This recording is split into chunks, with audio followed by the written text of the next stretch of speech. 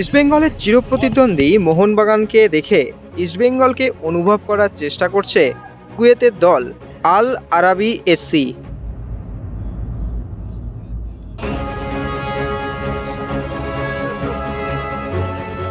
ইস্টবেঙ্গলের বিরুদ্ধে আগামী 12ই আগস্ট এএফসি কাপের ম্যাচ খেলতে শহরে চলে এসেছে ইতিমধ্যেই এই কুয়েতের দল।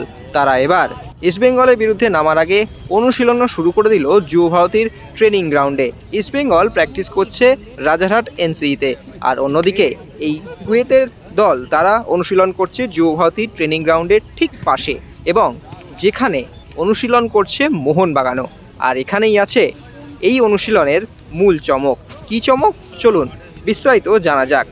একই শহরে দুটো শ্রেষ্ঠ দল, গোটা দেশ তো জানেই, সঙ্গে এশিয়ান দেশগুলিও, ইস্টবেঙ্গল ও মোহনবাগান। কুয়েতের এই দল ইস্টবেঙ্গলের বিরুদ্ধে খেলতে এসেছে, কিন্তু মোহনবাগানকে জানবে না তাই কখনো হয়? এএফসি ম্যাচে তাদের প্রতিপক্ষ ইস্টবেঙ্গল তারা খুব ভালোভাবে জানে। ভারতের সেরা ইস্টবেঙ্গল, এবছর তারা আইএসএল চ্যাম্পিয়ন হয়েছে, তাদের বিরুদ্ধে নামতে হবে। কিন্তু কেমন দল তারা, সেটা জানার জন্য এদিন মোহনবাগান অনুশীলন দেখছেন আল আরাবি এসসির ফুটবলার থেকে কোচেরা। পাশাপাশি অনুশীলন করছে দুই দল, এবং কোনো রকমের কালো কাপড়ের বাধা নেই, ফলে একে অপরের অনুশীলন একদম স্পষ্টভাবেই দেখতে পাচ্ছেন।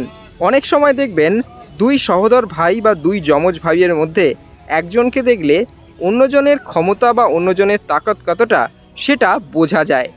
আল আরাবি এফসিও বোধহয় সেভাবেই বোঝার চেষ্টা করলো।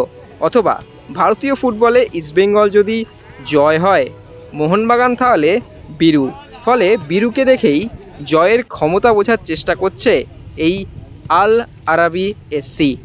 এদিন অনুশীলনে দেখা গেল সেই ছবি।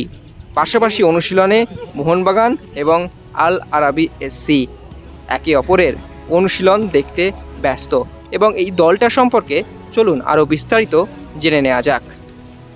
মোটামুটি 6জন বিদেশি রয়েছেন এই দলটা, এবং এই দলটা কিন্তু খুব শক্তিশালী একটা দল, যারা ইজিপ্টের মতন দলের সঙ্গে খেলেছে। এবং এই দলটার এই মুহূর্তে প্রি সিজন চলছে, কিন্তু প্রি সিজনেও অনুশীলনে যা দেখা গেল একদম ফুল তাকাত নিয়ে এসছে, ফুল ফিট নিয়ে এসছে, এবং খুব ভয়ঙ্কর একটা দল এই কুয়েতের এই দলটি। এবং সেক্ষেত্রে আজকে কিন্তু অনুশীলনে প্রায় প্রত্যেকজন ফুটবলারকে খুব আওয়াজ করে অনুশীলন করতে দেখা গেল। যতক্ষণ আজকে প্রায় 2 ঘন্টার মতন তারা ট্রেনিং সেশনটা করেছে, এবং সেই ট্রেনিং সেশনে যেরকমভাবে তারা একটা নিজেদেরকে হালকা মেজাজে রেখেছিল, তারা বোঝাতে চাচ্ছিলেন অবশ্যই যে এটা তাদের কাছে কোনো প্রতিপক্ষই নয়, এটা তাদের কাছে একটা নর্মাল গেম। সেভাবেই কিন্তু তারা অনুশীলন করছিলেন।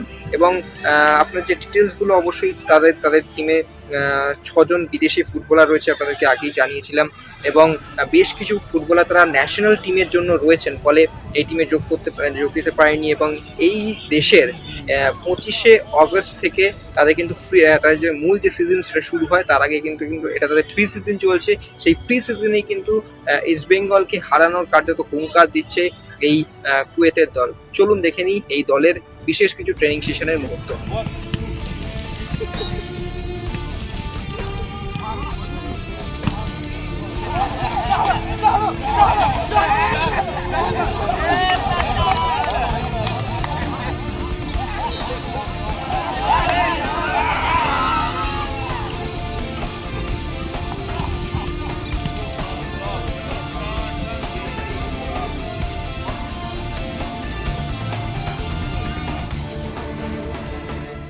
extra time.